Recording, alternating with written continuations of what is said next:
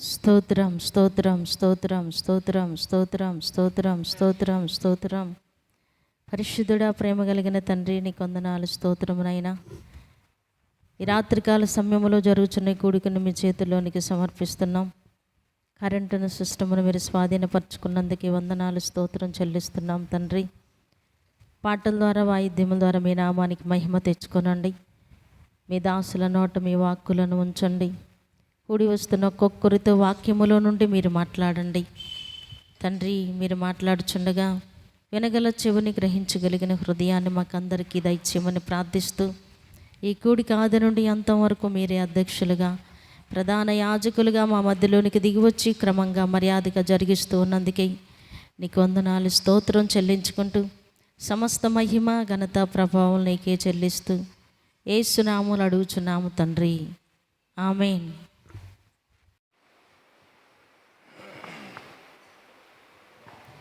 హల్లెలూయా. దేవుని పరిశుద్ధ నామమునకు మహిమ కలుగును గాక. కూడి వచ్చిన అందరికి వందనాలు, అందరికీ వందనాలు.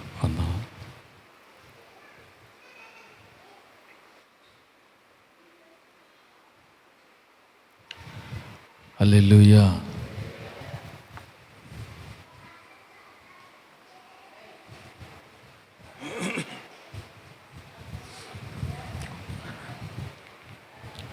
మనం గమనించినట్లయితే దేవుడు తోడై ఉంటే ఏదైనా చేయగలం. దేవుడు మనతో కూడా ఉండే మన బలపరిచే ఆయన బలాన్ని బట్టి ఏదైనా సాధించగలం. ఆయన తోడు లేడనుకో ఏదీ చేయలేం.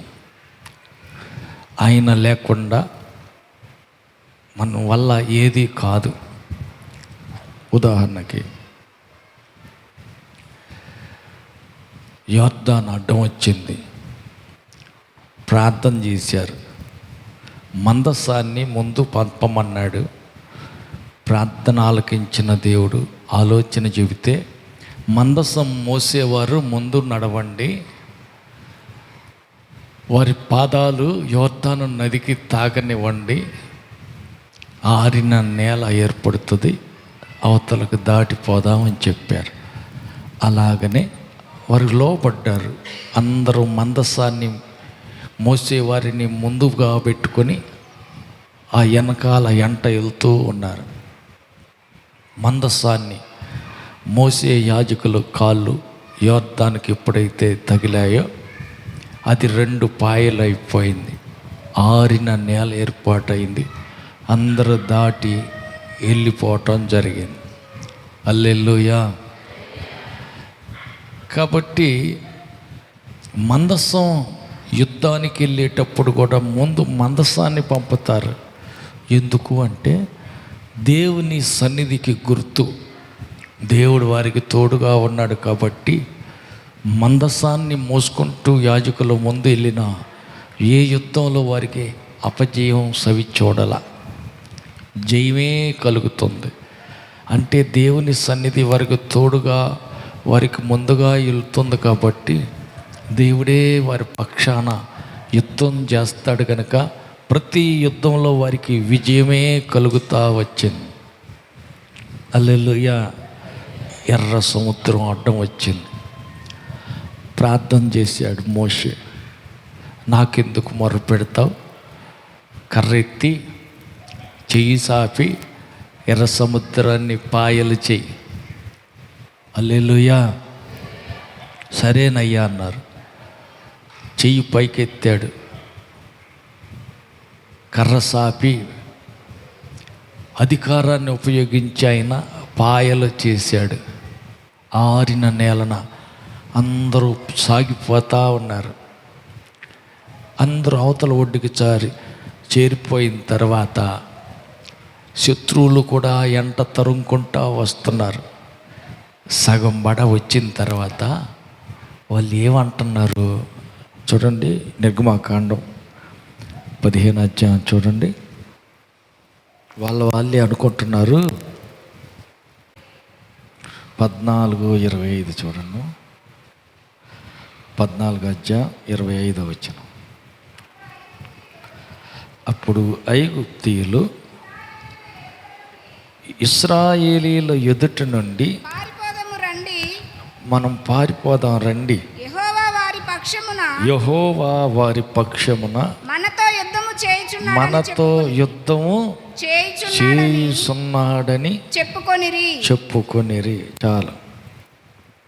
యుద్ధం దేవుడు చేస్తున్నాడు వాళ్ళ పక్షాన మనతోటి అని ఐగుప్తీయులు చెప్పుకుంటున్నారు. హల్లెలూయా. ఎందుకంటే వీరు దేవుని మాటకు లోబడ్డారు. మోషే చెప్పిన దేవుని మాటకు విధేయత చూపారు. ముందు శనిగారు, కొంత గొనిగారు, కానీ తర్వాత ఆయన కర్ర పట్టుకుని చెయ్యి చాపి సముద్రాన్ని పాయలు చేసి సాగిపోండి అని అంటే వారు లోబడ్డారు. ఆరిన నేలన అవతలకి సాగిపోయారు. లోబడిన వారి ఎదుట సముద్రం పాయలైపోయింది. అందరు అవతల ఒడ్డుకు చేరిపోయారు. వీరి రథచక్రాలు ఏమైపోతున్నాయంట, ఊడి పడుతున్నాయంట. వారి రథచక్రములు ఊడిపడినట్లు చేయగా వారు బహు కష్టపడి తోలుచుండిరి. అప్పుడు ఐగుప్తీయులు ఇశ్రాయేలీల ఎదుట నుండి పారిపోదాం రండి, యెహోవా వారి పక్షమున మనతో యుద్ధం చేయుచున్నాడని చెప్పుకొనిరి. హల్లెలూయా, హల్లెలూయా. కాబట్టి ఇశ్రాయేలీల దేవుడైన యెహోవా ఇశ్రాయేలు పక్షంగా మనతోటి యుద్ధం చేస్తున్నాడు అని చెప్పుకున్నారు. ఎట్లా అర్థమైంది? ఎట్లా అంటే ఆ రథచక్రాలు ఊడి పడిపోతున్నాయి. ఊరకనే రథచక్రాలు ఊడి కింద పడిపోతున్నాయి. అదేంది? ఆ దేవుడే చేశాడు అట్లా. దేవుడు యుద్ధం చేస్తే అర్థం కాదు. హల్లెలూయా, హల్లెలూయా. రథచక్రాలన్నీ ఊడిపోతే రథం ఇంకా నడిచేది ఎక్కడ? అక్కడే ఆగిపోతున్నాయి. అర్థమైంది. దేవుడే యుద్ధం చేస్తున్నాడు. రథచక్రాలు ఓడగొట్టి పక్కన పెడుతున్నాడు ఆయన. ఆయన యుద్ధం చేస్తేనే తప్ప ఇది ఇట్లా జరగదు. ఇశ్రాయేలీల దేవుడైన యెహోవా మనతోటి యుద్ధం చేస్తున్నాడు. హల్లెలూయా. అందుకని ఆయన ఎదురుగా మనం ఇంక ఉండకూడదు. పారిపోదాం రండి, వెళ్ళిపోదాం, పారిపోదాం అని చెప్పుకుంటున్నారు. హల్లెలూయా. అంటే దేవుడు యుద్ధం చేస్తే అర్థం కాదు. హల్లెలూయా. దేవుడు చేసే యుద్ధాలు అర్థం కాదు, విచిత్రంగా ఉంటాయి. ఆయన యుద్ధాలు వేరుగా ఉంటాయి. కొన్నిసార్లు జోరేగలు పంపించి యుద్ధం చేశాడు. హల్లెలూయా. ఆయన యుద్ధాలన్నీ వేరువేరుగా ఉంటాయి. దేవుడు చేసే యుద్ధాలన్నీ, ఆయన చేసే కార్యాలన్నీ వేరుగా ఉంటాయి. మనుషుల ఊహకు అందదు, అర్థం కాదు. హల్లెలూయా, హల్లెలూయా. కాబట్టి దేవుడు వారి పక్షాన ఉన్నాడు, మనతో యుద్ధం చేస్తున్నాడు. కాబట్టి మనం ఇంకా పారిపోదాం, వద్దు వాళ్ళతోటి యుద్ధం చేద్దాం అనుకున్నాం, కానీ కుదరదు, ఓడిపోతాం. దేవుడే యుద్ధం చేస్తున్నాడు, వెనక్కి పారిపోదామని చూస్తున్నారు. కానీ ఎవడో తప్పించుకోవాలి, అందరూ కొట్టుకుని పోయారు. అంటే దేవుడు మన పక్షాన యుద్ధం చేయాలంటే దేవుడు మన పక్కన ఉండాలి, దేవుడు మనకు తోడై ఉండాలి. ఆమేన్. సదాకాలం నేను మీతో కూడా ఉంటాను అన్నాడే. ఆ సదాకాలం మనతో ఉండే దేవుడు మనకు తోడై ఉండాల. యుద్ధాలన్నీ ఆయనే చెయ్యాల. మన అడ్డుగోడలన్నీ ఆయనే తొలగించాల. అయితే ఆయన తోడు లేకోకుండా మనం ఏం చేసినా ఏమైందంట? హల్లెలూయా, హల్లెలూయా. బియ్యం కడిగి కొండ నిండా పొయ్యి మీద పెట్టాం, కట్టెల లేదు, నిప్పు లేదు. అమ్మా ఎన్ని గంటలకు ఉడుకుద్ది? కుండ అన్నం ఎంతసేపు ఉడుకుద్ది? కట్టెలో లేవు, నిప్పులో లేదు. చెట్టు ఎప్పుడు అది ఉడికేది? అది ఉడికేది లేదు, తినేది లేదు. హల్లెలూయా, హల్లెలూయా. కాబట్టి అభిషేకం పోయిన తర్వాత ఇదిలిస్తున్నాడు పాపం సంసోను గారు. ఒక్క ఇదిలిస్తున్నాడు. జులపాలు ఉన్నాయి అంతకుముందు. అభిషేకం అందులోనే ఉంది, రహస్యం అక్కడే ఉంది. అర్థం కాల. ఎప్పుడు దేవుని ఆత్మ అతన్ని వదిలి వెళ్ళిపోయిందో తెలియకుండా ఏం పర్వాలేదు, దేవుడు నాకు కూడా తోడుగానే ఉన్నాడు, ఎక్కడికి పోవాలా నాలోనే ఉన్నాడని జులపాల అట ఎగరేస్తున్నాడు. ఎగరేస్తుంటే ఏంది జులపాలు ఎగట్లేదని ఎట్టనుకుంటే ఏముంది? బోడిగుండు. ఒరి ఇదేంది, నా గుండు అయింది, ఎప్పుడైంది నాకు ఏమో తెలియలా. దేవుని ఆత్మ ఎప్పుడు వెళ్ళిపోయిందో విడిచిపెట్టి అర్థం కాల. దేవుడు ఆ వ్యక్తికి తోడై ఉంటే శత్రువుని ఎదుర్కొనేది వేరు, దేవుడు వ్యక్తికి తోడు లేకపోతే విరోధిని శత్రువులను ఎదుర్కొనేది వేరుగా ఉంటుంది. హల్లెలూయా. అందుకని మనం జాగ్రత్తగా వినాలి. మనం పోరాడున్నది మనుషులతో కాదు, ఆకాశ మండలమందు సంచరించు దురాత్మ సమూహాలతోటి, గుంపులు దెయ్యాలతోటి మనం పోరాడాల. యుద్ధం మనుషులతో కాదు. ఎవరితోటి? దెయ్యాలతోటి యుద్ధం. మరి దెయ్యాలతోటి యుద్ధం చేయాలంటే, అపవిత్రాత్మలను ఎల్లగొట్టి దాటితోటి యుద్ధం చేయాలంటే దేవుని పరిశుద్ధాత్మ నీ లోపల ఉండాల. ఆమేన్. ఆయన నీ పక్కన ఉండాల. ఆమేన్. ఆయన నీ పైన ఉండాల. ఆమేన్.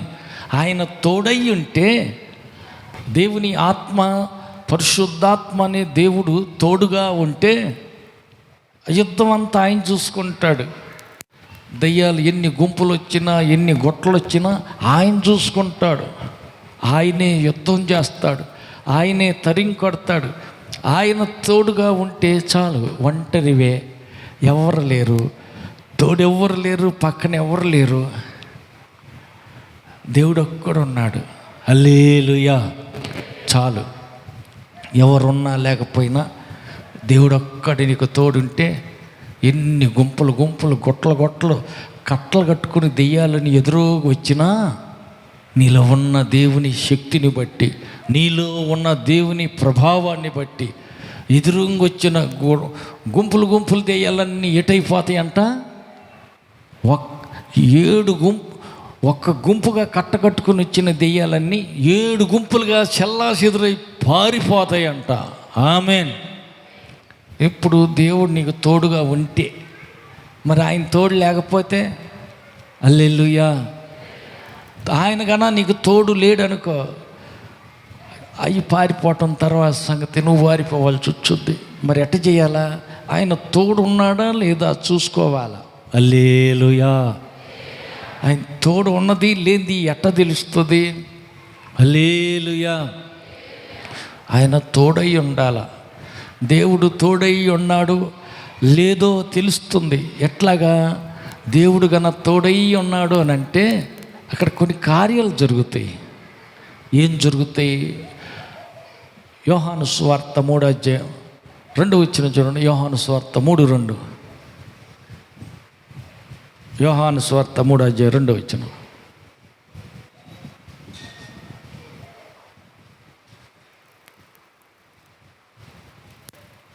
అక్కడ ఆయన అంటున్నాడు కదా, అయ్యా నువ్వు చేస్తున్నటువంటి కార్యాలు దేవుడు అతనికి తోడై ఉంటేనే కానీ ఎవడో చెయ్యలేడండి. యేసు ప్రభుతో అంటున్నాడు, నికోదేము అనే బోధకుడు వచ్చి రాత్రి జాములో యేసు ప్రభు దగ్గరకు వచ్చి అంటున్నాడు, అతడు చేస్తున్నావే. అతడు రాత్రి యందు ఆయన యొద్దకు వచ్చి బోధకుడా నీవు దేవుని వద్ద నుండి వచ్చిన బోధకుడవని మేము ఎరుగుదాం. దేవుడు అతనికి తోడై ఉంటేనే గాని నీవు చేయుచున్న సూచక్రియలను, ఇప్పుడు నువ్వు చేస్తున్నావే ఈ సూచక క్రియలను ఎవడునూ చేయలేడని ఆయనతో చెప్పాను. చేయలేడండి. హల్లెలూయా. పక్క అంత చెప్పండి, దేవుడు నీకు తోడుగా ఉంటే సూచక క్రియలు జరుగుతాయి. అంటే సూచన క్రియ, దేవుడు తోడుగా ఉన్నాడు. హల్లెలూయా. దేవుడు తోడు లేకపోతే ఈ పని జరగదు. దేవుడు అతనికి తోడుగా లేకపోతే ఈ కార్యం నెరవేరదు. హల్లెలూయా. దేవుడు తోడుగా ఉన్నాడని ఒక సూచన కనపడాల, సూచక క్రియ కనిపించాల. హల్లెలూయా, హల్లెలూయా. కాబట్టి దేవుడు తోడుగా ఉన్నాడంటే సూచక క్రియలు కనపడతాయి. ఏమంటారు, పొయ్యిలో నిప్పున్న దానికి గుర్తు ఏముంటుందంట? అయ్యా ఆ పొయ్యిలో నిప్పు ఉంది అని చెప్పడానికి ఏంటంట? ఆనవాలు. గుర్తు ఏంటిది? పొగ వస్తూ ఉంటుంటుంది, వేరే చెప్పనక్కర్లా. అది పొగ వస్తుంది, కనపడుతుంది కదా. పొగ వస్తే ఆహా నిప్పు ఉన్నది అని గుర్తు. పొయ్యి నిండా ఉంది, కనుగులు కనుగులు నిప్పు కొరువులు చాలా ఉన్నాయి, కానీ పొగ రాదు, కానీ నిప్పు ఉంది. కుదురుద్దా? అది ఎట్ట కుదురుద్ది? హల్లెలూయా. నిప్పు ఉన్నది అంటే తప్పకుండా సూచన కనపడుతుంది. కరెంటు ఉన్నది అంటే ఫ్యాన్ తిరుగుతున్నట్టు సూచన కనిపిస్తుంది. పొయ్యిలో నిప్పు ఉంది అని అంటే, నిప్పు ఉన్నది అంటే పొగ బయటకు వస్తూ ఉంటుంటుంది, కనిపిస్తుంది. అలాగనే సూచిక క్రియ కనిపిస్తుంది. హల్లెలూయా. కాబట్టి ఏది మనకు వల్ల కాదో, ఏది మనకు చేత కాదో అది అవుతుంది. హల్లెలూయా. ఎప్పుడు దేవుడు గన నీకు తోడై ఉన్నాడంటే అది నీ ఒంటరి వల్ల, నీ వల్ల, నీ చేత కాదది, కానీ దేవుడు తోడై ఉంటే అది అవుతుంది. దేవుని తోడు ఉన్నాడు కాబట్టి, దేవుడు నీ పక్కన ఉన్నాడు కనుక ఆ కార్యం జరుగుతుంది. అంటే దేవుడు తోడుగా ఉన్నాడు అనే దానికి సూచన కనిపించాల. హల్లెలూయా, హల్లెలూయా. కనుక దేవుడు నీకు తోడై ఉన్నట్టు గుర్తులు జరుగుతాయి, సూచక క్రియలు జరుగుతాయి. నిప్పు ఉన్నది అనే దానికి నిదర్శనం పొగ బయటకు కనిపిస్తుంది. కరెంట్ ఉన్నది అనే దానికి గుర్తు లైట్ వెలుగుతుంది. అది వెలుగుతుంది, కరెంట్ లేకుండా అది వెలగదు. కరెంటు ఉన్నది అంటే దేవుడు నీకు తోడై ఉన్నాడు, ఉండబట్టే కార్యం జరుగుతుంది. ఆమేన్. దేవుడు వారి పక్షాన ఉన్నాడు. ఎలాగ గుర్తు? రథాలు ఊడిపోయి రథ చక్రాలు ఎటు ఎటు ఊడి పడిపోతున్నాయి. దేవుడే యుద్ధం చేస్తున్నాడు, దేవుడు యుద్ధం చేస్తున్నాడు. నిదర్శనం కనిపిస్తుంది. రథ చక్రాలు ఊడిపోయినాయి, రథాలు ముందుకు కదలతల్లా. దేవుడే యుద్ధం చేస్తున్నాడు వాళ్ళ పక్షాన, వాళ్ళు ఒప్పుకుంటున్నారు. హల్లెలూయా. కాబట్టి మనం పోరాడున్నది శరీరులతో కాదు, దురాత్మ సమూహాలతో. మరి దురాత్మ సమూహాలతోటి యుద్ధం చేసి పోరాడి దయ్యాల గుంపులను తరిమి కొట్టాలి అంటే, వాటిపై జయం సాధించాలంటే మరి మనకేం కావాలంట? సిద్ధపాటు కావాలా. మందసం ముందెళితే ప్రతి యుద్ధంలో విజయం కలిగినట్టు, యుద్ధానికి వెళ్ళే మనకు కూడా కొన్ని ఆనవాళ్ళు కావాలి, కొన్ని ఆయుధాలు కావాలి, యుద్ధోపకరణాలు కావాలి. ఉపకరణం లేకుండా, ఆయుధం లేకుండా కొట్లాటకి వెళ్ళి ఏం పెట్టి కొడతాం? హల్లెలూయా. యుద్ధోపకరణాలు, యుద్ధాయుధాలు మనకి కావాలా. ఏంటి ఆ యుద్ధం ఆయుధాలు ఏంటి? చూడండి, ఎఫెసీ పత్రిక 6వ అధ్యాయం 12 నుంచి. ఎఫెసీ 6:12.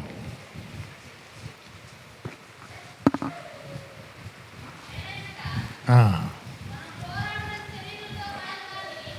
11వ నుంచి చూడమ్మా.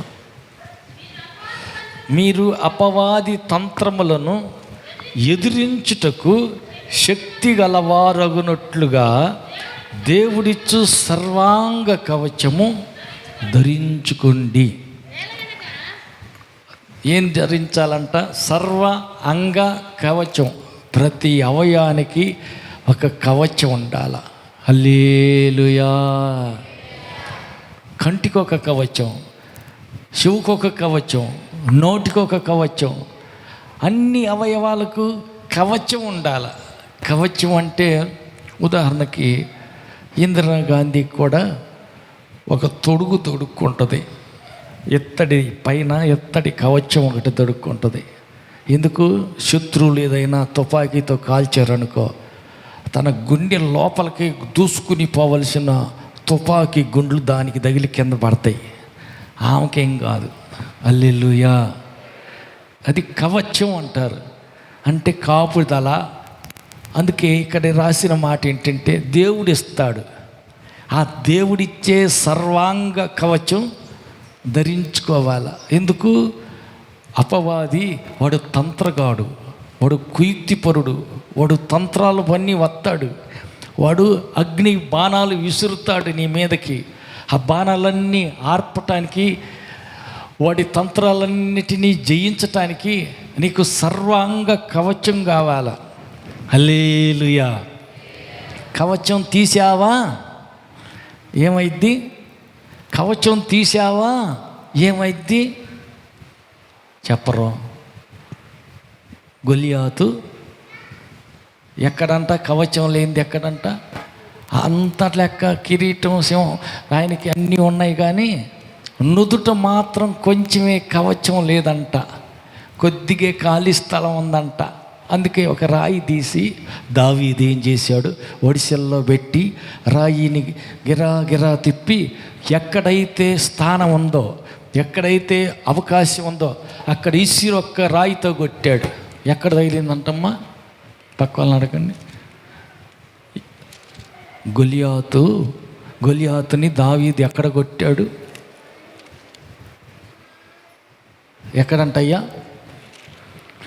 ఎక్కడ ఖాళీగా ఉందో, ఎక్కడ అవకాశం ఉందో అక్కడే కొట్టేశాడు.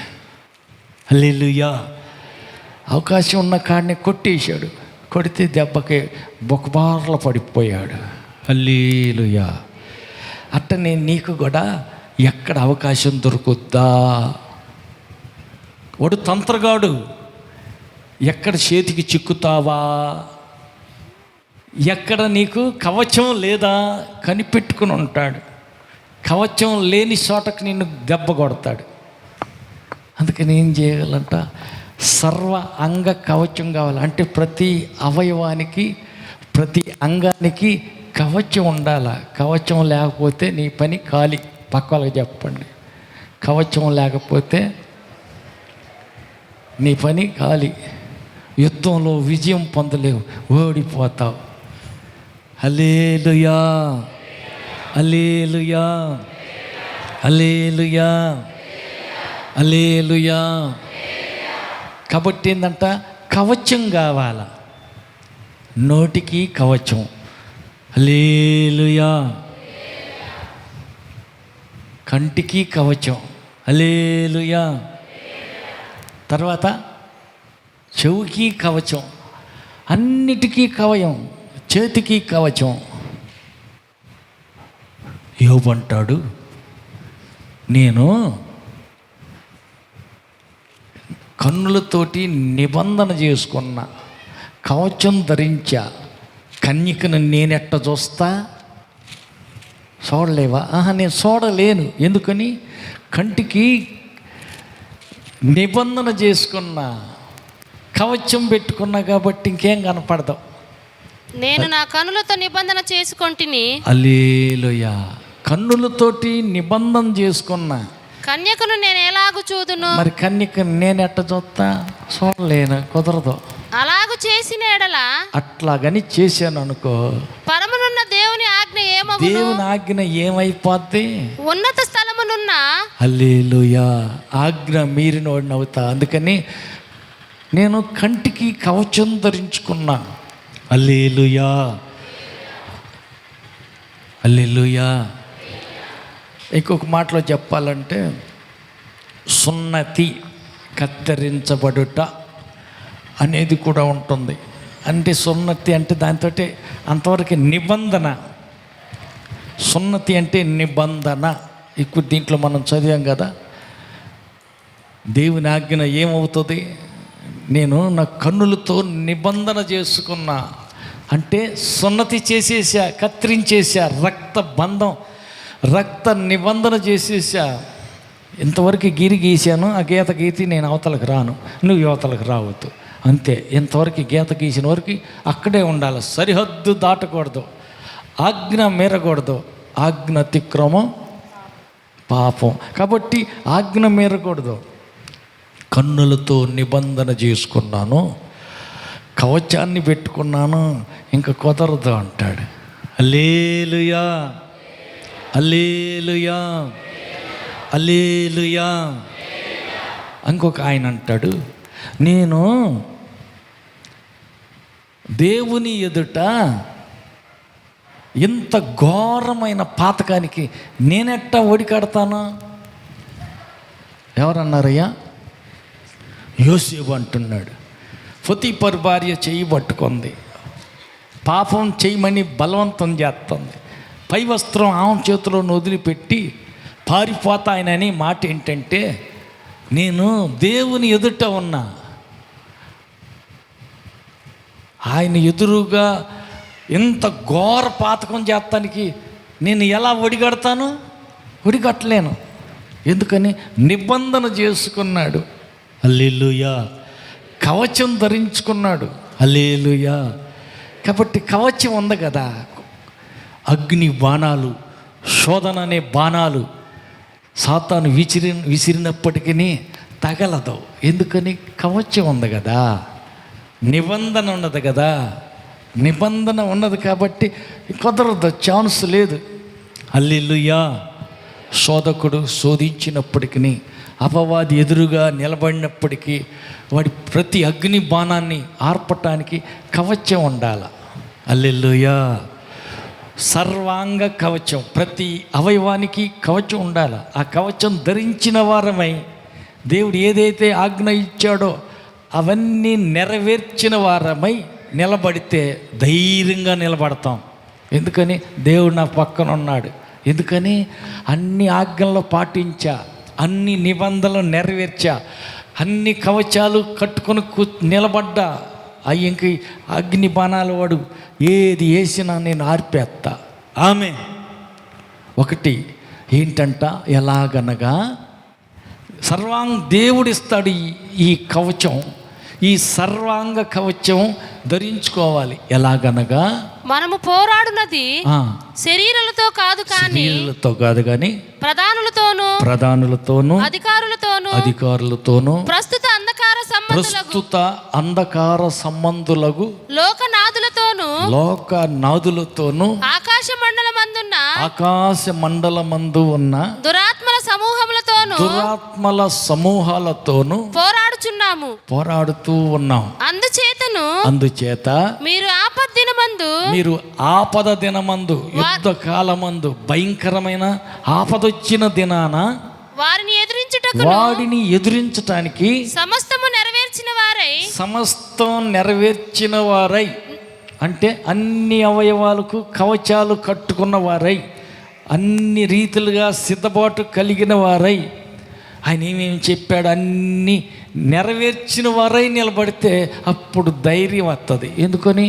ఆయన చెప్పిన మాటలన్నీ విన్నారు, చేయమందంతా చేశారు, వదిలిపెట్టమందంతా వదిలిపెట్టారు, అన్నీ నెరవేర్చి సిద్ధంగా ఉన్నారు. కాబట్టి ప్రక్కనే దేవుడు ఉంటాడు. ఆమేన్.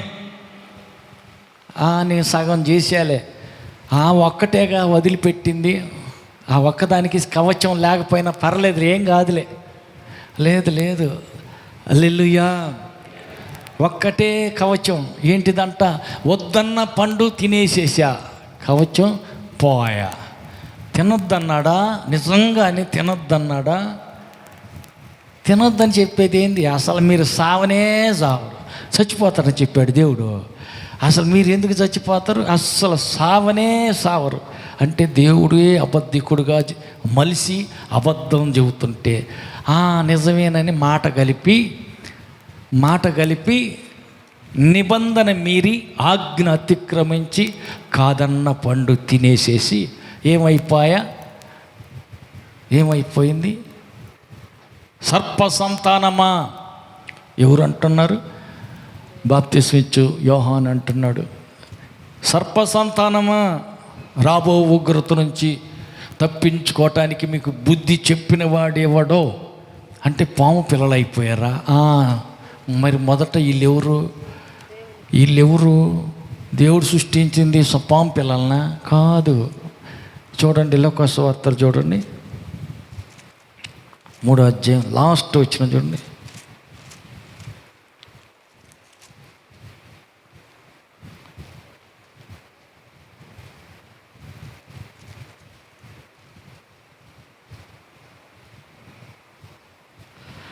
ఏ 38 వచ్చిన 3:38 లోకా సువార్త. కైనాను ఎనేషుకు, ఎనేషు షేతుకు, షేతు ఆదాముకు, ఆదాము దేవుని కుమారుడు. ఆదాము ఎవరు కుమారులు? దేవుని కుమారుడు. అదేంది మరి? ఆదాము దేవునికే కుమారుడు. మరి ఇక్కడ ఈయన ఏంది అంటున్నాడు? సర్ప సంతానమా, పాము పిల్లలారా, మీకు బుద్ధి చెప్పినోడు ఎవడో అని అంటున్నాడు. ఏంది పాము పిల్లలు అంటున్నాడు? ఏంది? హల్లెలూయా. పాము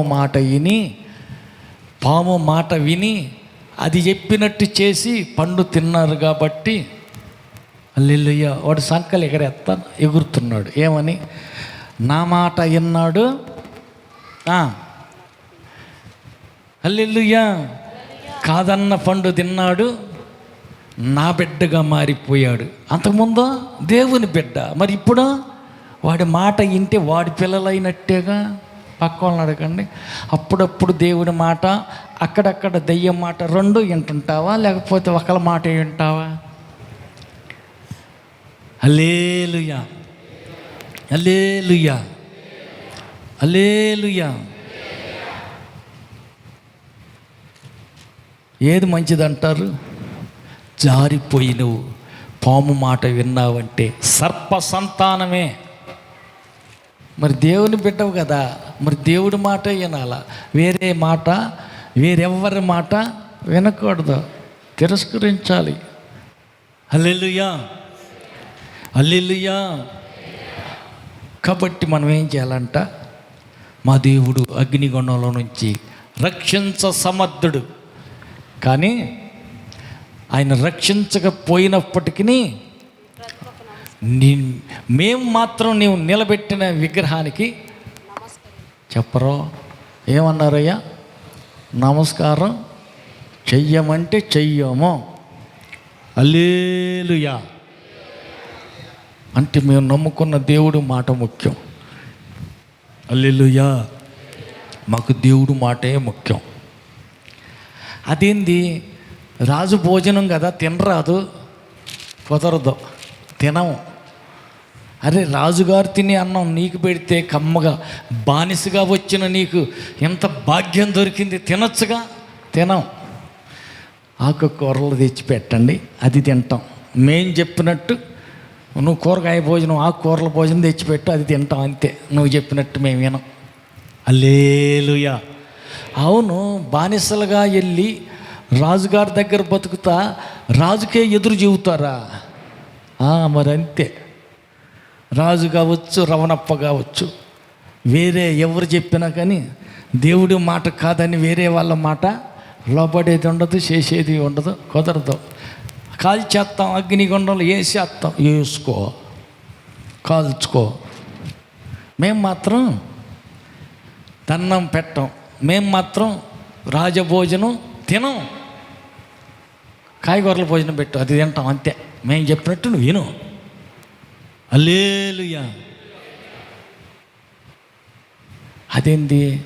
అవును, అందుకే కదా అక్కడ రాసిన మాట ఏంటంటే, ఏమండి రాజుగారు, మన దేశంలో ఒక జాతి వారు ఉన్నారు, వాళ్ళ పద్ధతులు, వాళ్ళ నియమ నిబంధనలు, వాళ్ళ చట్టాలన్నీ ఎట్టుంటాయంట, ఈ లోకంలో ఉన్న అందరి పద్ధతుల కంటే కూడా ప్రత్యేకంగా ఉంటాయంట. ప్రత్యేకంగా ఉంటాయండి. ఎవరి పద్ధతులతో కలవు, అవి వేరుగా ఉంటాయి. ఎందుకు? అవి దేవుని పద్ధతులు, దేవుని నియమ నిబంధనలు. దేవుని చట్టానికి లోబడేవారు ఏ చట్టానికి లొంగరు. హల్లెలూయా, హల్లెలూయా, హల్లెలూయా, హల్లెలూయా. కాబట్టి దేవుని చట్టానికి, దేవుని మాటకి విలువ ఇవ్వాలి. ఆయన మాట ప్రకారమే ముందుకు సాగాలి. ఆయన పక్కన ఉండేటట్టు చూసుకోవాలి. ఎప్పుడైతే వీరు నీవు నిలబెట్టిన విగ్రహానికి నమస్కరించం, దండం పెట్టం తెలుసుకో. నెబుకద్నెజరు ఏమనుకుంటున్నావు? రాజు అయితే ఎవడికి ఎక్కువ? మాకు దేవుడు ఎక్కువ. దేవుడి మాట మాకు ముఖ్యం, నీ మాట మేము వినం. దేవుని కోసం కాల్చి చంపుతామన్నా భయపడక అదురుపోకుండా దేవుని కోసం ఖచ్చితంగా నిలబడ్డారు. నిలబడిన వారిని మంటల మధ్యలో ఎత్తే ఎవరున్నారు వాళ్ళ పక్కన? అయ్యా పక్కన వాళ్ళని అడుగు, ఎవరున్నారు? నిజాయితీ కోసం, పరిశుద్ధత కోసం, యథార్థత కోసం, దేవుని కోసం ఖచ్చితంగా నువ్వు నిలబడితే అది అగ్ని గుండమే అయినా అక్కడికి ఆయన దూకుతాడు, నీ పక్కన ఆయన ఉంటాడు. ఆమేన్. ఎవరు తోడు ఉండాలి నీకు? మా చుట్టాలు ఏమన్నా అనుకోరు, వాళ్ళు తోడు లేకపోతే ఎట్ట మా పిల్లలకు పెళ్ళిళ్ళు కావద్దు. హల్లెలూయా. నేను చచ్చాక పాడి పట్టేది ఎవరు? వాళ్ళేగా. మా దాయాదులు లేకుండా ఎట్ట వాళ్ళ మాట వినొద్దు. హల్లెలూయా. పక్క వాళ్ళకి చెప్పండి, దాయాదులు కావాలా దేవుడు కావాలి? ఎవరి కోసం నిలబడుతున్నావు? ఎవరి కోసం బతుకుతున్నావు? హల్లెలూయా, హల్లెలూయా. ఆదివారం కదా ప్రార్థనకి ఊరుకోయ్యవు, రోజు పోయే ప్రార్థనే కదా. చుట్టాలు ఫంక్షను, బంధువులు ఫంక్షన్ చేసుకుంటూ రమ్మన్నారు, పాకపోతే ఏమన్నా అనుకోరు? హల్లెలూయా. ఆదివారం ప్రార్థన ఎగ్గొట్టి ఫంక్షన్కి పోతున్నారు అంటే ఆ బంధువుల మీద ఎంత ప్రీతో, ఎంత ప్రేమో, దేవుడి కంటే వాళ్ళు ఎంత ఘనమైన వాళ్ళో కదమ్మా. పక్క వాళ్ళని అడుగు, ఆదివారం ఏడన్నా ఫంక్షన్కి వెళ్తావా, ప్రార్థనకి వస్తావా? అన్నీ ఎగ్గొట్టి ప్రార్థనకి వస్తా. అయ్యో ప్రభుత్వ ఉద్యోగం, అయ్యా నోటికాడ ఉద్యోగం పోద్దు, అమ్మో ఉద్యోగం ముఖ్యం, గవర్నమెంట్ వాళ్ళు ముఖ్యం, ప్రార్థన ఏముందలే వచ్చి ఆదివారం పోవచ్చు. హల్లెలూయా. అంటే నీ బంధువుల కంటే నువ్వు ఆదివారం ఎక్కడికి వెళ్తున్నావో, ఎవరికి విలువ ఇస్తున్నారో వారికంటే దేవుడు అంత చీప్ అయినోడు అన్నమాట. అయ్యో అదేంది అంత తక్కువోడి కింద లెక్క కట్టావు? లేదు లేదు లేదు. హల్లెలూయా. దేవుడు ముఖ్యం, దేవుడు తర్వాత ఇంకెవరైనా కానీ. హల్లెలూయా. అందుకని దేవుని కోసం నిక్కచ్చిగా నిలబడితే వాళ్ళకి దేవుడు తోడుంటాడు. అది అగ్నిగుండమే అయినా తోడున్నాడు, అది అరణ్యమైనా తోడున్నాడు. తోడున్నాడా లేదా? బానిసలుగా బతకమని ఎక్కడో తీసుకెళ్ళి పడేసి వచ్చినా తోడున్నాడు. హల్లెలూయా. అన్నోళ్ళు అమ్మెత్తే బానిసగా బతకమని బానిసగా బతుకుతూ అక్కడుంటే చెరసాల్లో తోడున్నాడు. హల్లెలూయా. దేవుడు అతనికి తోడై ఉన్నాడు కాబట్టి ఆయన చేయునదంతయు సఫలమవుతుంది. పక్క వాళ్ళకి చెప్పండి, దేవుడు కానీ నీకు తోడున్నాడంటే, తోడున్నాడన్న దానికి నిదర్శనం నువ్వు తలపెట్టిన ప్రతి పని జరిగిపోద్ది. ఆమేన్. నువ్వు ప్రారంభించిన ప్రతి పని ముగిస్తావు. ఆమేన్. ఎందుకంటే దేవుడు నీకు తోడున్నాడు. హల్లెలూయా. మరి దేవుడు తోడుండాలా, చుట్టాలు తోడుండాలా? హల్లెలూయా, హల్లెలూయా.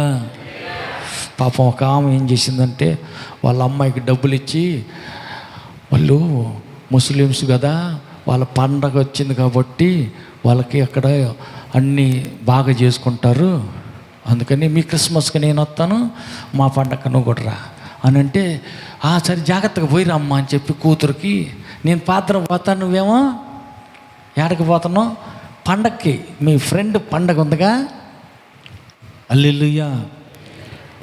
ఆ పండగ పోయిరా పో అని పంపించేసింది. హల్లెలూయా. ఎంత మంచి పని కదా. హల్లెలూయా, హల్లెలూయా, హల్లెలూయా.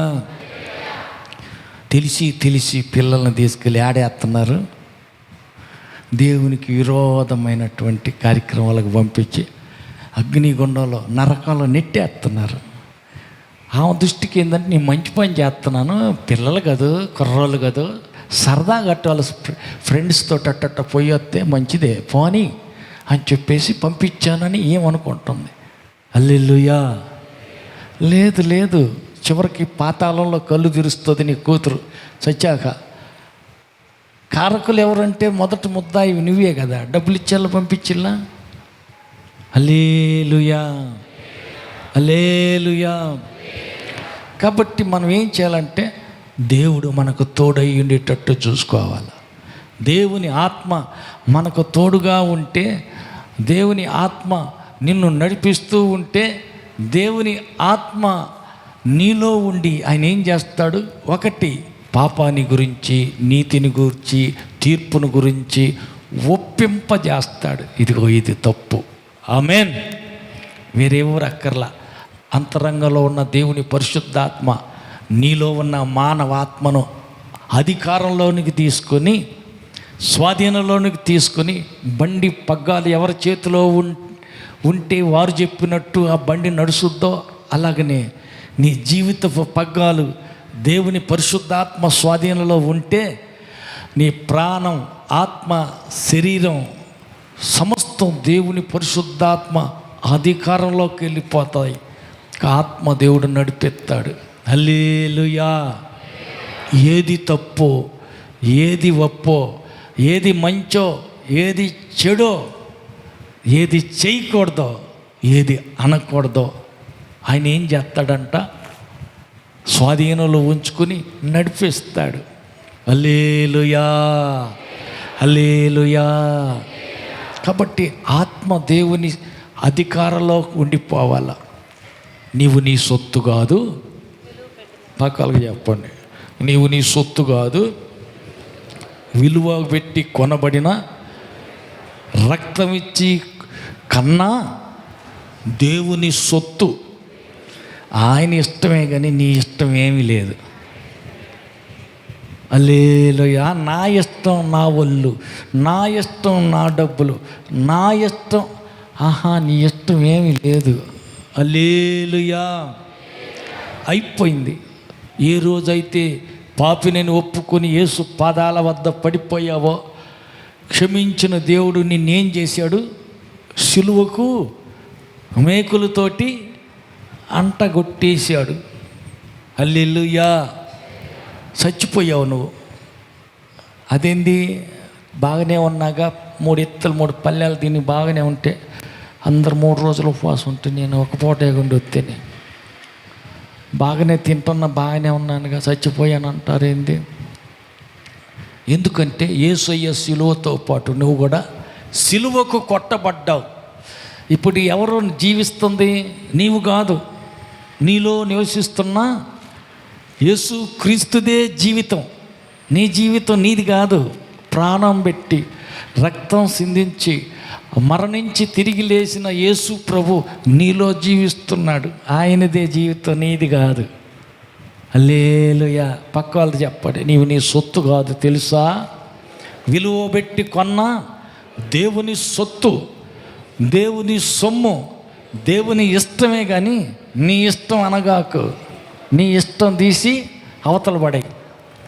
నా ఇష్టం వచ్చినట్టు చేస్తానన్నావా, ఏమైద్ది? హల్లెలూయా, హల్లెలూయా. మాట వినకపోతే హల్లెలూయా ఏం చేస్తారు? మొద్దు బారింది, ఇది తెగనంటుంది. గొడ్డలే కానీ తెగనంటుంది, మొద్దు బారింది. దాన్ని ఏం చేస్తారు? అయ్యా సీను, మొద్దు బారిపోయింది, గొడ్డలే కానీ ఒకప్పుడు బాగానే తెగింది, ఇప్పుడు తెగనంటుంది. హల్లెలూయా. ఈ గొడ్డలు ఏం చేస్తారు? కొలిమిలో పెడతారు, తగల పెడతారు, కాలు పెడతారు, ఎర్రంగా కాలిందాకా కాల పెడతారు. కాలినాక తీసి ఏం చేస్తారు? అయ్యా ఒక దిమ్మ మీద పెడతారు. చెక్క దిమ్మ కాదు, ఇనుము, ఒక ఇనుముతోటి ఒక మొద్దులాగా దాని మీద పెడతారు. హల్లెలూయా. దానికి కావలసిన బలవంతులైన వాళ్ళని, చచ్చు దెబ్బలు కొట్టే వాళ్ళని కాదు, గట్టి దెబ్బలు కొట్టే వాళ్ళని పిలుస్తారు. ఏమి ఇస్తారయ్యా? 2-3 మలాట్లు ఇస్తారు. ముగ్గురికి 3 మలాట్లు ఇస్తారు. ఇష్యో అని 3 రోకళ్ళ బండలు, రోకలతోటి అరిసెల పిండి కొడతారు కదమ్మ ఒకప్పుడు, వెంకటరత్నమ్మ అంతే కదా. అబ్బాయి అరిసెలు ఎప్పుడు తిన్నట్టు లేదు ఉట్టుకుంది. హల్లెలూయా. ఒకప్పుడు 3 రోకలతోటి పిండి కొట్టి అరిసెలు చేస్తారు కదమ్మా, చూసావా? మీ ఊర్లో లేవా? కుందుడు రాళ్ళే ఉన్నాయా? చూసే ఉంటుంది కానీ దూరాన్ని పోయింది, చాలా దూరదేశం. హల్లెలూయా. ఇప్పుడు 3 రోకళ్ళ దెబ్బలాగా 3 మలాటుల దెబ్బలు తగులుతాయి దీనికి. ఎందుకు? ఇది పొదును ఎక్కాల, మొద్దు బారిపోయింది, మాటింటల్లా, కొట్టి కొట్టి కొట్టి ఎంతసేపు కొట్టినా ఇది త్వరగా లోపడతల్లా. చెప్పుకునే దాన్ని చెప్పుకో, నేను చేసేది అంతే, నేను తెగనంటే తెగను, నేను మొదలే అడ్డాలి దాన్ని, నేను మొదలే మూర్ఖుణ్ణి, నువ్వు ఇది చెబుతుంటే నేను అడిగిపోతా, నువ్వు కాదన్నా నేను మళ్ళీ అదే చేస్తా, మూర్ఖుణ్ణి నేను. మొద్దు బారిపోయింది. ఈ మొద్దు బారిపోయినటువంటి గొడ్డలి ఎర్రగా కాలిన తర్వాత తీసి మొద్దు మీద పెట్టి 3 మలాటు దెబ్బలు తగులుతాయి. ఉషో ఉషో అని పటా దెబ్బ మీద దెబ్బ కొడతానే ఉంటారు.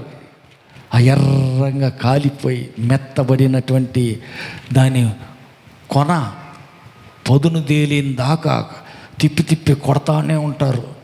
ఈయనేమో అది ఏమంటారయ్యా, పట్టుగారితో పట్టుకొని దీన్ని తిప్పుతూ ఉంటాడు, అటు ఇటు తిప్పుతూ ఉంటే వాళ్ళు కొడతా ఉంటారు.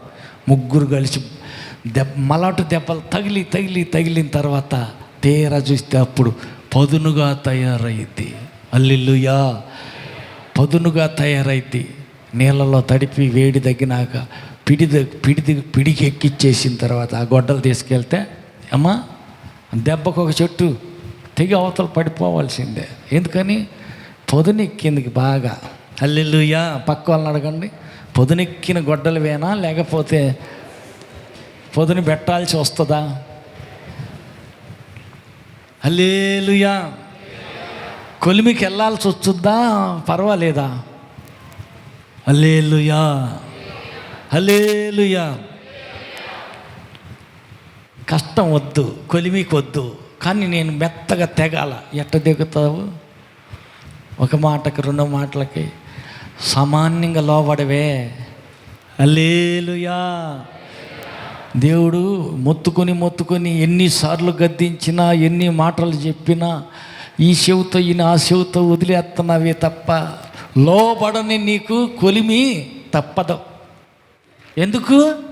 అబ్బే అంత తేలిగ్గా లొంగుతాను అనుకుంటున్నావా? త్వరగా తెగుతాను అనుకుంటున్నావా? లేదు, నేను అంత తేలిగ్గా దిగను. అయితే కొలిమి రెడీ ఉంది, గొడ్డలి కొలిమికి వెళ్ళాల్సి వస్తుంది, పదును చేయబడవలసి ఉన్నది. హల్లెలూయా.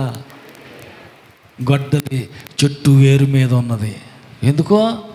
ఫలించని ప్రతి చెట్టు నరికి వేయబడి అగ్నిలో వేయబడుతుంది. అందుకని ఏం చేయాలంట? ఫలించాలి. పక్క వాళ్ళతో చెప్పండి, ఆత్మ సంబంధమైన ఫలాలు ఏమన్నా కనపడుతున్నాయా? హల్లెలూయా. ఆత్మఫలం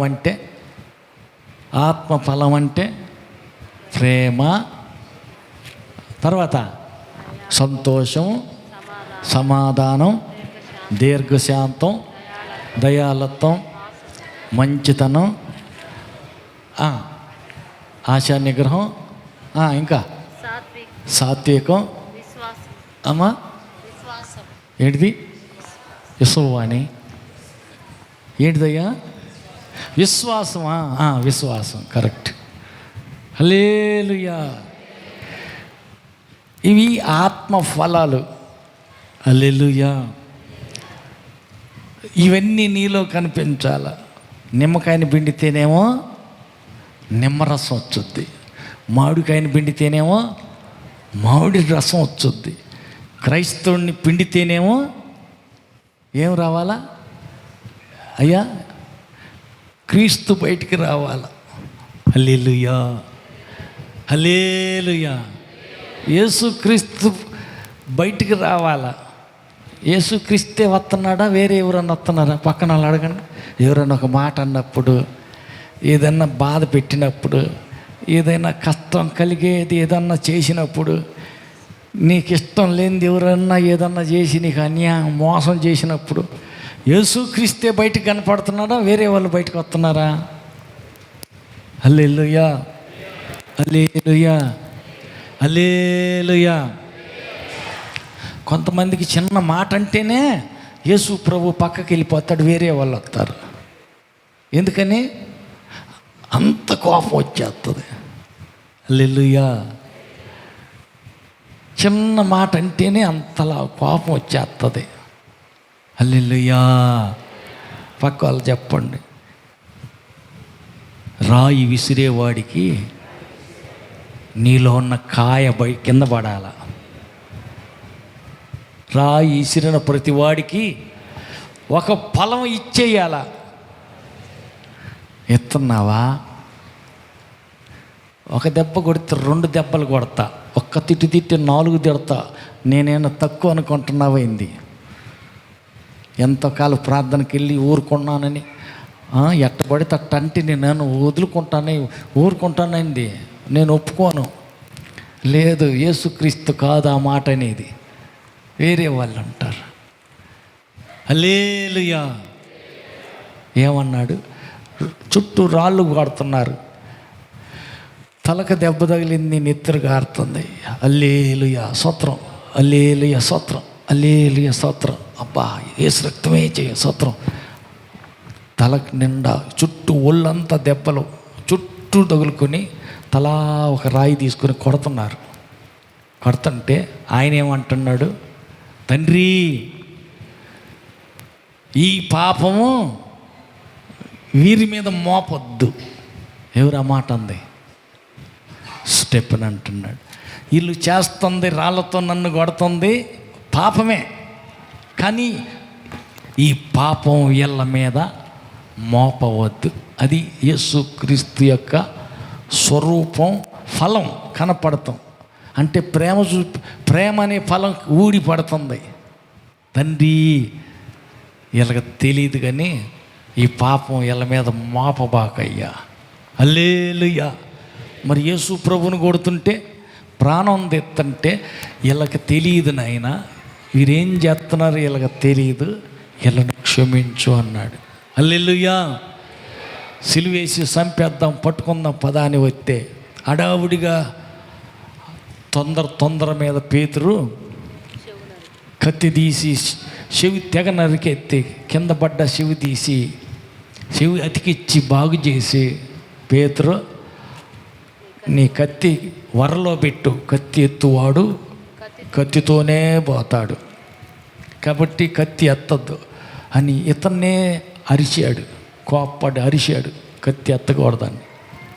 ఆ ఎదురుగా ఉన్న శత్రువు వచ్చింది, పట్టుకుని తీసుకెళ్ళి సిలువేత్తానికి, చంపటానికి వచ్చిన శత్రువు చెవు తెగి కింద పడితే తిరిగి మళ్ళా అతికిచ్చి ప్రేమ చూపించాడు. శత్రువులను ప్రేమించమని చెప్పాడు. పక్కన వాళ్ళు చెప్పాడు, నువ్వు కూడా ఆయన బిడ్డవే కదా. హల్లెలూయా, హల్లెలూయా. కాబట్టి ఫలం కనిపించాల.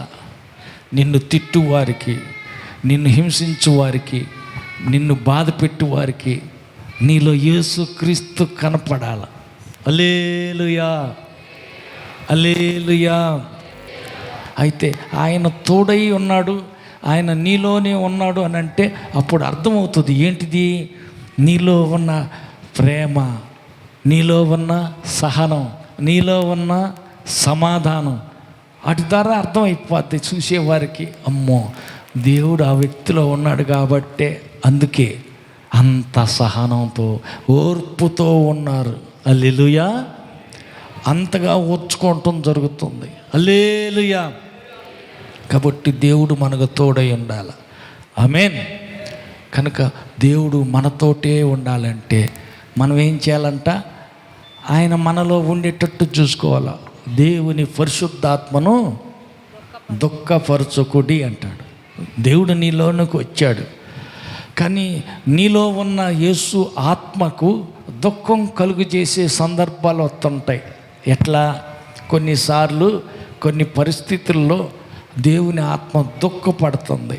ఎందుకని? వెళ్ళిపోలేక మనసు మార్చుకుంటుందిలే నా కూతురు, నా కుమారుడు ఆలోచించి అర్థం చేసుకుంటాడులే, మానుకుంటాడులే చెడు అలవాట్లు, పద్ధతులు మార్చుకుంటాడని ఓర్పుతో సహనంతో ఒదిగి ఒక మూలక చేరతాడు. హృదయంలోనే ఉంటాడు కానీ వెంటనే వెళ్ళిపోడు. ఆయనకి ఇష్టం లేని పనులు, ఆయనకి ఇష్టం లేని మాటలు, ఆయనకి అయిష్టమైన, ఆయనకు బాధ కలిగించేటువంటి చేష్టలు చేస్తూ ఉంటే ఎమ్మటే వెళ్ళిపోడు. ఆత్మదేవుడు లోపలే ఉంటాడు కానీ ఒదిగి ఒక పక్కకు, ఒక మూలకు ఆయన ఒక పక్కకు చేరి అక్కడే ఉంటాడు. ఎందుకని?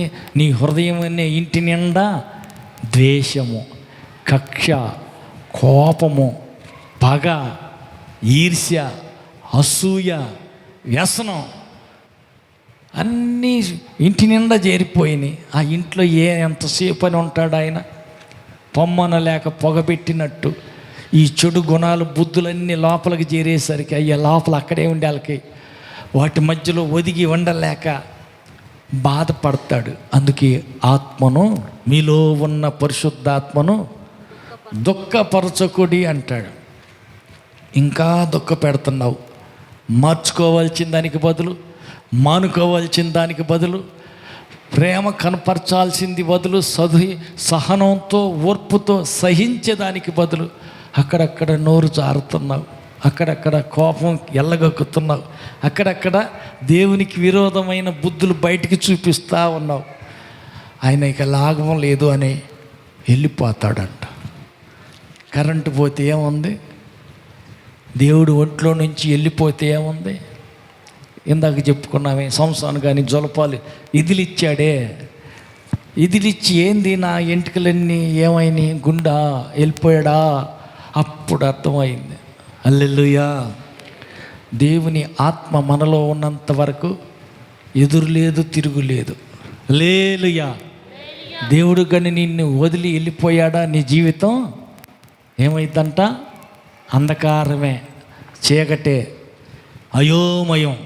ఎటు పోవాలో, ఏం చేయాలో ఏం అర్థం కాదు. హల్లెలూయా, హల్లెలూయా. దేవుడు లేని నీ జీవితం చీకటే, అంధకారమే. ఎటు పోవాలో, ఏం చేయాలో, ఈ బాధలో, కష్టాలు ఎవరికి చెప్పుకోవాలో ఏం అర్థం కాదు. ఎందుకని? దేవుడు పగవాడైపోయాడు, దేవుడు విరోధైపోయాడు, దేవుడు విడిచి వెళ్ళిపోయాడు. అర్థం కాల. అప్పుడైతే వాళ్ళు చెప్పుడు మాటలు విని, వాళ్ళు చెప్పిన మాటలు విని వాళ్ళను సంతోష పెడతానికి వాళ్ళు చెప్పినట్టే చేశాడు. ఎప్పుడైతే రాజ్యం పోయిందో, ఎప్పుడైతే దేవుడు విరోధై విడిచిపెట్టి దూరం అయిపోయాడో, ఏదంట కాలు గాలిన పిల్ల కుక్క తిరుగుతున్నట్టు ఉంటుంది చూడు, అట్లా తిరుగుతూ ఉన్నాడు. మనశ్శాంతి లేదు, నెమ్మది లేదు. సౌలు జీవితం అంతా చీకటైపోయింది. దేవుడే పగవాడైపోయాడు, శత్రువు అయిపోయాడు. మొదట రాజు అయినటువంటి సౌలు మొదట ఆయన చేసిన పని ఏంటో తెలుసా? విగ్రహాలన్నీ తీసివేశాడు.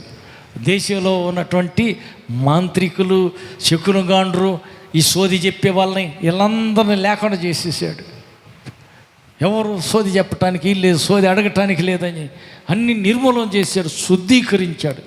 దేశమంతా శుభ్రం చేసినటువంటి ఆ మనుషుడే తిరిగి మళ్ళీ సోదిగత్తె దగ్గరికి అర్ధరాత్రి పూట మారు వేషంలో వెళ్ళాడు. అదేంది? హల్లెలూయా. ఎవరు కనపడుతున్నారు నీకో? హల్లెలూయా. ఆమెను అడుగుతున్నాడు, సోది అడుగుతున్నాడు. నాకు ఒక ఆయన కనపడుతున్నాడు, కానీ నువ్వు రాజు గారు కదా, అరబాకు నీకే కీడు రానియలే, నిన్నేమనలే. ఎవరు కనపడుతున్నాడు? ఒక ఆయన దుప్పటి కప్పుకొని ముసుగేసుకుని ఒక ఆయన వచ్చాడు. హల్లెలూయా. ఆయనే. అట్టయితే నేను ఎతుకుతున్నది ఆయనే, సమూయేలు ప్రవక్త. ఆయన అడుగుదాం అంటున్నాడు. ఏయ్యా సమూయేలు ప్రవక్త గారు, నా సంగతి ఏంటంటే, సౌలా రాజా, దేవుడే పగవాడుగాగా నేనేం చేయగలను? నీకు దేవుడే శత్రు అయిపోయాడు, పగవాడయ్యాడు, దేవుడే ఇడిచిపెట్టాడు, నీ జీవితం అంధకారం అయిపోయింది, నేనేం చేసేది? హల్లెలూయా. పక్క వాళ్ళతో చెప్పండి, దేవుడు కానీ నిన్ను విడిచి వెళ్ళిపోయాడా, నీ జీవితం అంధకారం అయిపోద్ది. దేవుడు శత్రువు అయిపోయాడా, ఎవడు నిన్ను ఆదరించేవాడు ఉండడు, ఎవడు నిన్ను ఓదార్చేవాడు ఉండడు, ఎవరు నిన్ను ఆదరించటానికి కుదరదు, ఎవరి చేత కాదు నిన్ను బాగు చేయటం. మరి ఏం చేయాలంట? దేవుణ్ణి పోగొట్టుకోబాకు, దేవుణ్ణి దుఃఖ పెట్టబాకు, దేవుని పరిశుద్ధాత్మను ఎదిరించమాకు. దేవుని ఆత్మ నీలో సంతోషంగా ఉండేటట్టు ఆయన మాట విను. హల్లెలూయా. ఆయన ఆజ్ఞ పాటించు, ఆయన సంతోషపెట్టు. హల్లెలూయా. దేవుని ఆత్మ నీలోనే ఉండాల. హల్లెలూయా. కాబట్టి పరిశుద్ధాత్మ కోసం ప్రయాసపడాల. కనిపెట్టు, ఆయన వస్తాడు. ఎదురు చూడు, ఆయన పిలువు. నాకు నీ పరిశుద్ధాత్మ నీయ్యని అడుగు. ఆయన అడుగు వారికి ఖచ్చితంగా ధారాళంగా తన పరిశుద్ధాత్మను దేవుడు ఇస్తాడు. మరి ఏం చేయాలంట? పరిశుద్ధాత్మ నీలోనికి రావాలంటే హృదయం పరిశుద్ధంగా ఉండాలి. ఆమేన్.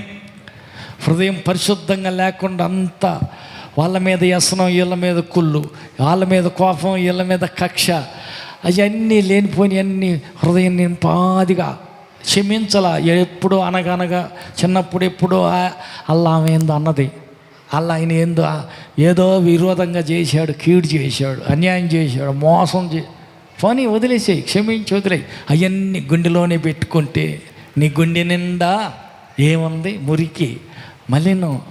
పరిశుద్ధత లేకుండా దేవుని పరిశుద్ధాత్మ గుండెలోనికి రాడు. మరి ఎట్ట చేయాలా? హృదయాన్ని కడుగు, హృదయాన్ని కుమ్మరించు. వేదన, దుఃఖం, బాధ ఏమేముందో అంత హన్నా కుమ్మరించినట్టు దేవుని సన్నిధిలోని హృదయాన్ని కుమ్మరించు. ఎవరి మీద కోపం ఉందో వాళ్ళ మీద నేను కోపం పెట్టుకున్నా, క్షమించయ్యా. వాళ్ళ మీద కోపం తీసేసుకుంటున్నా. నాకు అది గుర్తు కూడా రావాలా, రాకుండా పోవాలా. వాళ్ళు నాకు కీడు చేశారు, వాళ్ళు నాకు మోసం చేశారు, వాళ్ళు నన్ను తిట్టారు, ఆ మాటలు గుర్తొస్తున్నాయి, అవి రాకుండా మర్చిపోయేటట్టు చేయయ్యా. వాళ్ళని క్షమిస్తున్నా, నువ్వు కూడా క్షమించయ్యా. చిన్న ప్రార్థన చెయ్యి. హృదయంలో ఏమేమి ఉన్నాయో విరోధంగా, దేవునికి ఇష్టం లేని, దేవునికి బాధ కలిగించే అన్ని కొమ్మరిచ్చేయి, దేవునికి చెప్పేయి. వాళ్ళని క్షమించమని ప్రార్థన చెయ్యి. హృదయాన్ని కడిగేసుకో. హల్లెలూయా. యెహోవా కొరకు ఎదురు చూసువారు నూతన బలము పొందుతారు. వారు రెక్కల సాపి పక్షిరాజు వలె పైకి ఎగురుతారు, అలయక పరుగెత్తుతారు, సొమ్మసిల్లక నడిచిపోతారు.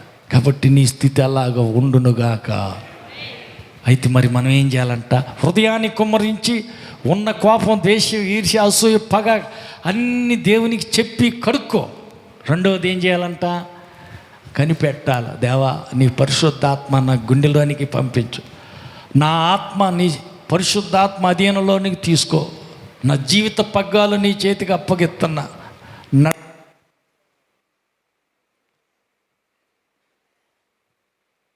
త్రోవలో నన్ను నడిపించు. నీ ఆత్మ ఏది చెబితే అదే చేస్తా. పక్కన మనుషులు ఎవరు చెప్పినా వినను.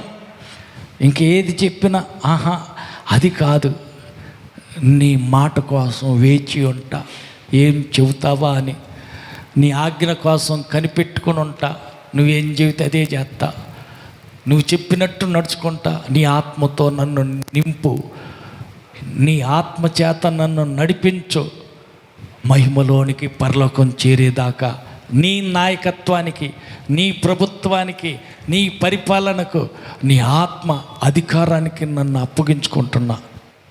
ఈ రాత్రి అలా సమర్పించగలిగితే దేవుని ఆత్మ నిన్ను ఆవరించగలుగుతుంది. ఆమేన్. ఆత్మ నీ మానవాత్మను, శరీర ప్రాణాత్మలను ఆత్మ దేవుని స్వాధీనంలోకి తీసుకుంటే పరవశిస్తావు, అన్నీ మర్చిపోతావు. పరవశించి పరిశుద్ధాత్మ పూర్ణుడవై, ఆత్మ వశురాలవై, అన్య భాషలతో నిండి ఆయనతో మాట్లాడుకుంటావు. డైరెక్ట్గా మధ్యవర్తులు ఎవరు అక్కర్లా. నీకు నీ తండ్రికి మధ్యవర్తి పరిశుద్ధాత్మ దేవుడే.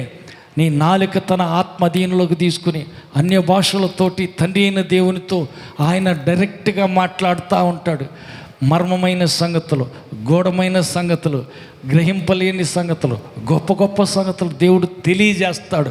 ఆత్మ ద్వారా వివేచిస్తావు, దేవుని ఆత్మ ద్వారా పసిగడతావు, దేవుని ఆత్మ ద్వారా ఎక్కడో దూరానున్న సంగతులు ఇక్కడ ఉండి చెబుతావు, ఎక్కడో ఎప్పుడో జరగబోయే సంగతులు ఇప్పుడే దాన్ని పసిగట్టి దేవుని ఆత్మలోకంలోకి వెళ్ళి నువ్వు ఇప్పుడే ప్రవశించగలుగుతావు. ఏం జరగబోతుందో, నీ భవిష్యత్తులో ఎలా ఉండబోతుందో, పక్కవారి ఎదురుగా ఉన్న వ్యక్తి యొక్క భూత భవిష్యత్తు వర్తమాన కాలాల్లో ఏమేమి జరిగాయో, ఏం జరుగుతున్నాయో, ఏం జరగబోయాయి కూడా నీవే చెప్తావు. నీ నోటితోడ బయటకు వస్తాయి.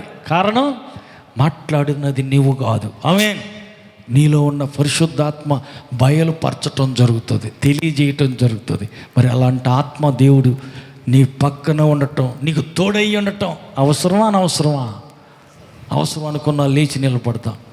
నాకు నీవు కావాలయ్యా, నీ ఆత్మతో నన్ను నింపయ్యా, నా హృదయాన్ని నీ ఎద్దట కుమ్మరిస్తున్నానయ్యా, క్షమించండి. నీకు విరోధంగా ప్రవర్తించానేమో, నీకు వ్యతిరేకంగా మాట్లాడానేమో, నీకు బాధ కలిగే రీతిగా తలంచానేమో, నా తలంపుల దోషం కడుగయ్యా, నా మాటల అపరాధములన్నీ ఒప్పుకుంటున్నా కడుగయ్యా, నా క్రియల దోషము, అపరాధం, పాపం, మలినం కడుగయ్యా, శుద్ధీకరించు. నా హృదయం పసిబిడ్డ దేహం వలె, పసిపిల్ల యొక్క మనసు వలె నిష్కల్మషంగా, నిర్దోషంగా, దేవా ఏ దోషము లేనిదిగా నా హృదయాన్ని కడుగయ్యా, నా హృదయాన్ని నీ పరిశుద్ధాత్మతో నింపయ్యని అడుగుదాం, ప్రార్థన చేద్దాం. హృదయాన్ని కుమ్మరించి హన్నావలి తన దుఃఖం, తన కడుపులో ఉన్న బాధ అంతా ఉదయం నుండి సాయంత్రం వరకు దేవుని సన్నిధిలో కుమ్మరించినట్టు మన హృదయంలో విరోధం, ఎవరికైనా వ్యతిరేకంగా వారు అన్నది, వారు చేసింది గుర్తుపెట్టుకుని క్షమించలేకపోతున్నావా? హృదయంలో నుంచి తుడిచిపెట్టుకోలేకపోతున్నావా? మాటకు అదే గుర్తు చేసుకుని, జ్ఞాపకం చేసుకుని బాధపడుతున్నావా? వద్దు. ఈ రాత్రి దేవుని ఎదుట దాన్ని ఒప్పుకొని వదిలిపెట్టు, క్షమించేసేయి, వదిలే. పగ తీర్చుకొనటం నా పని అంటున్నాడు కనుక ఆయనే పగ తీర్చుకుంటాడు, ఆయనే న్యాయం తీరుస్తాడు, ఆయన చూసుకుంటాడు. దాన్ని మనసులో పెట్టుకున్నందువల్ల నీలోకి పరిశుద్ధాత్మ రావటంలా. నీ హృదయంలో ఉన్న ఇతరుల మీద కోపం, ద్వేషం, ఈర్ష్య, అసూయ, ఆ కక్ష కారణంగానే దేవుని ఆత్మ నీ హృదయంలోనికి, నీ ఆత్మలోనికి రాలేకపోతున్నాడు. తలుపు మూసివేసినట్టుగా ఉంటుంది. అందుకనే తలుపు తెరువు, ఆయనకు రావాలంటున్నాడు, నీ లోనికి వస్తానంటున్నాడు. చేతులెత్తి ప్రభు దగ్గర బ్రతిలాడదాం. నా హృదయాన్ని కడుగయ్యా, నా ప్రాణాత్మ శరీరాన్ని నీ ఆత్మ స్వాధీనానికి అప్పగించుకుంటున్నా. నన్ను శుద్ధీకరించు, నన్ను పరిశుద్ధపరచు, నన్ను పవిత్రపరచు. నీకు ఇష్టమైంది నాలో ఎక్కడైనా దాగి ఉందేమో క్షమించయ్యా, కడుగయ్యా, పరిశుద్ధపరచయ్యా. నాలోకి రండి యేసయ్యా. పరిశుద్ధాత్మ దేవా, నువ్వు నాకు కావాలయ్యా, నన్ను నీ ఆత్మతో నింపయ్యా. అడుగుదాం.